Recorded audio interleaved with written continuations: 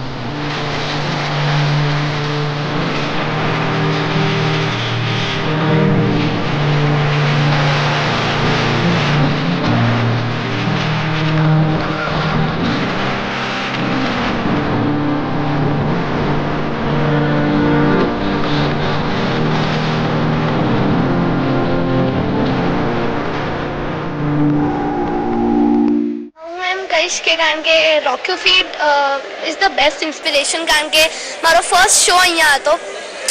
મેં અહીંયા પાર્ટિસિપેટ કરેલું અને મને ધર્મેશ સરથી ફર્સ્ટ પ્રાઇઝ મળેલો. તો ત્યાંથી ઇન્સ્પિરેશન લઈને અહીંયાથી ઇન્સ્પિરેશન લઈને મને ડીઆઈડીમાં મોકલી મારા સરના ગાઈડન્સ થ્રુ, રીટા ચંપાવત મેમના ગાઈડન્સ થ્રુ ને બધાને થ્રુ કે હું ડીઆઈડીમાં ગઈ અને એટલે આ શો બહુ જ મોટા સ્ટેજ પર છે. તો thank you for this show.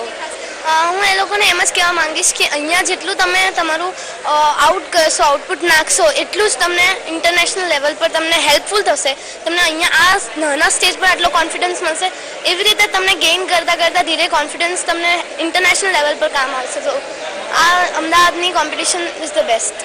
Gujarat લેવલે મેં આટલી બધી ડાન્સ કોમ્પિટિશન જોઈ છે મારા કેરિયરમાં, બટ મારા કેરિયરમાં એક રોક યોર ફીટ જ એવી ડાન્સ કોમ્પિટિશન છે કે જે મારા લેવલે એક રિયલ ડાન્સ કોમ્પિટિશન છે, જેમાં છોકરાઓને ઓપોર્ચ્યુનિટી મળે છે અને રોક યોર ફીટના થ્રુ જ છોકરાઓ મને એવું લાગે છે કે એ પ્લેટફોર્મ સુધી રેડી થાય છે જે આના પછી સ્ટેટ લેવલ પછી નેશનલ લેવલ સુધી જોઈએ છે. તો ખાસ કરીને તો એ વસ્તુ ધ્યાનમાં રાખું છું કે એક કયા છોકરાની અંદર પોટેન્શિયલ છે.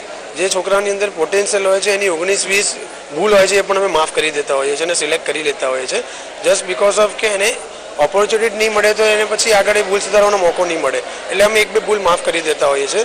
અમે રોક યોર ફીટ છેલ્લા 10 વર્ષથી કરીએ છીએ અને મેઇન રોક યોર ફીટનો કોન્સેપ્ટ એ છે કે નાના બાળકોને એક સ્ટેજ મળે, પ્લેટફોર્મ મળે, એટલે અમે ફીના રેટ પણ બહુ જ ઓછા રાખ્યા છે કે જેથી નજીવા દરે લોકો ડાન્સ કોમ્પિટિશનમાં પાર્ટિસિપેટ કરી શકે અને સારામાં સારી સેલિબ્રિટી સાથે એ લોકો ડાન્સ કરી શકે. અચ્છા, આ ઇન્ટર સ્કૂલ ડાન્સ કોમ્પિટિશન છે એટલે સારી સ્કૂલ જેમ કે સંત કબીર છે, સેન્ટ ઝેવિયર્સ છે, લોયોલા છે, એ ઘણી બધી સ્કૂલમાં અમારા ફોર્મ્સ પહોંચે છે અને એ ફોર્મમાં ભરીને એ લોકો કોમ્પિટિશનમાં પાર્ટિસિપેટ કરે છે. જો આવા ટેલેન્ટ શોઝ યોજાતા રહે તો ફ્યુચરમાં આવનારા બચ્ચાસને પણ તેમનું મનગમતું પ્લેટફોર્મ મળતું રહેશે.